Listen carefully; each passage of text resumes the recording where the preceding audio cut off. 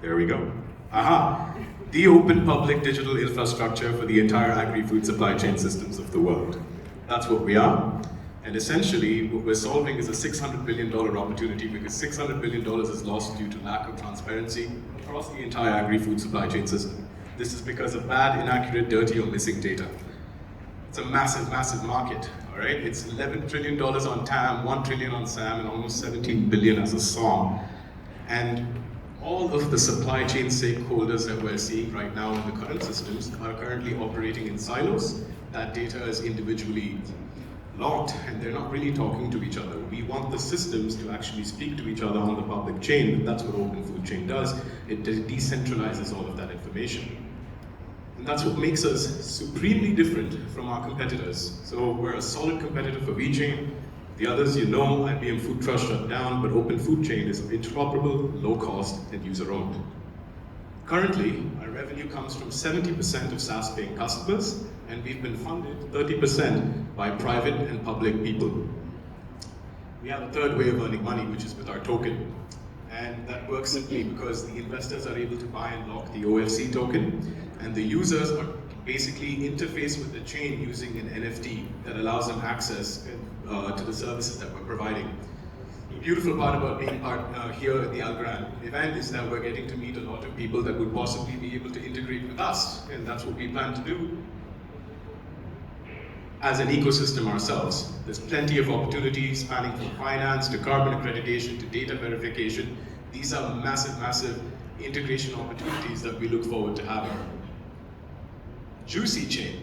Juicy Chain is the industry chain that we built out of Open Food Chain with a stellar list of partners. Refresco is the world's biggest bottling company, and this chain is designed to track the entire product journey of juice. Now, does it work? Juice is produced somewhere, right, before it goes into your mouth.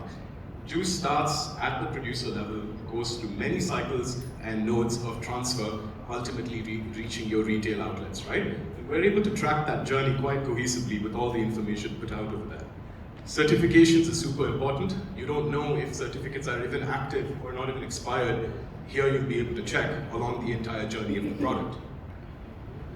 I like burgers, right? And multi-ingredient structures are very difficult to handle, and a burger is built out of many kind of components, right? My favorite food is in fact cheese, and cheese, which is a part of this burger, can exist as a unique digital asset on the chain. Included is also the recipe. So this also kind of protects IP-protected recipes that are listed on that chain. And it's very similar to what you'd find on Etherscan or anything else. So why blockchain? Because decentralized ownership is what is needed. We need transparency and trust in agri-food right now. Plus, we personally love the blockchain. Why Algorand? Because you guys are the greenest, leanest, and meanest out over there, and that's an ethos that we can buy into as well. And we love you. And why now? It's because COVID taught us that we need to find out where our food is coming from. It's super important, and people in governments right now are more than ever open to us, finally, thank God. Plus, we love our planet and we have to do something about it, right? Algorand will be with us across that entire ecosystem. So I speak to all of the startups out over there, all of the investors, and anybody else who wants to integrate with us. Please come join us. It's not the end after this presentation is done, despite the suspense. But there's a lot of potential to actually integrate with us and have an ecosystem driven because of this particular economy. Where we are right now, we have cacao chain, juicy chain, chef chain, fish chain, olive oil chain, and sugar chain already out. And we have support from governments like Netherlands and Germany with satellite support from India, Ghana, and Vietnam. We're already working in India, in EU, in Peru, in Colombia, and Vietnam. And where we're going to be in 3 to 5 months is exciting. We have spice chain, mango chain, dairy chain, grain chain, soy chain, coffee chain, millet chain, any chain gonna come up very, very quickly. A fulfilled strategic investor round of 1.56 million, an active roster of even more SaaS-paying customers, and proper integration and partnership with Algorand. This is our team. We're based in Amsterdam. I'm the first guy from India over here who's come here to show you all of this. It's a stellar team, lots of experience within the agri-tech space, lots of experience in supply chain. And we have a board that's really helpful so far. We have a guy from Mars who's been guiding us and telling us how to actually put this across the various big corporations that are running agri-food right now. And our current investment round is open, so for all you investors out there, listen up. We closed the seed round for about $700,000. with that list of partners, including Komodo. And right now we have 1.56 million. I can confidently say that it is now 1.6 million because we closed a little more yesterday. So hurry up. Thank you so much. Questions? Thank you, Adi. Any questions from our judges? Hi. So in one of your slides, you mentioned that token is deflationary. So can you explain? Could you say it a bit louder, please? In one of your slides, you mentioned that your token is deflationary. So there's a deflation model for that. So can you explain how it is deflationary, and also talk about utilities of the token to access the platform? Got it. So right now there are a lot of economic drivers on this platform. We have created space for all of this to actually operate. Each industry chain will actually have its own governance model, right? Because every product that you have in agri-food systems are going to operate inherently differently. Those are going to have its own NFTs, its own tokens, but you need a central token like the OFC token that would be able to interface with all of these things. There is a relationship, which is going to be far more complicated to say, to that between the OFC token and that which is representative of the industry chain.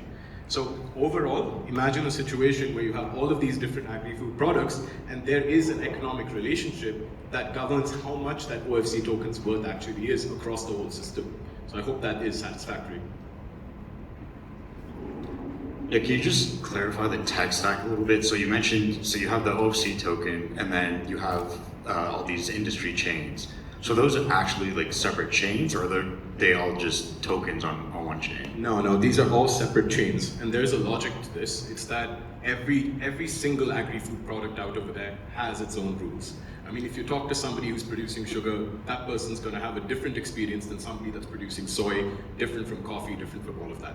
What we do is that we are the plug that kind of unites all of these different agri-food products under one umbrella so that it is actually interoperable. We use this word so much in blockchain, you can only become that if you're this universal plug. We are that universal plug.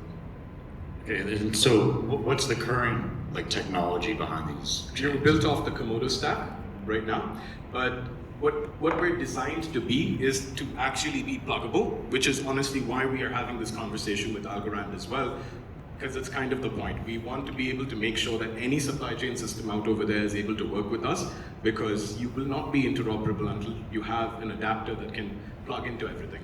So that's the logic. Would love to know some revenue and the projections, if any. Sure. So quite honestly speaking, each of the industry chains I mentioned to you that we have right now have been funded to be made and deployed. And this revenue is coming mostly from governments, right? This is not something that has come from private players as much. We have a list of investors that have given us money to build out the first platform in our seed. However, we did get a pretty sizable grant from GIZ, which is the German government social impact fund, to deploy cacao chain in Peru and Colombia, right? That I wouldn't honestly like to say is revenue, but it is money coming inwards. And what happens after that is it's a slow but very determined process to actually get cacao players within those regions to sign up and pay a SaaS subscription to us. So just a small point on that SaaS subscription, it's $10,000 a year that will allow them to interface with the cacao chain using an NFT access token. We set? We good? All right, Adi, let's hear it for Open Food Chain. Thank you, Adi.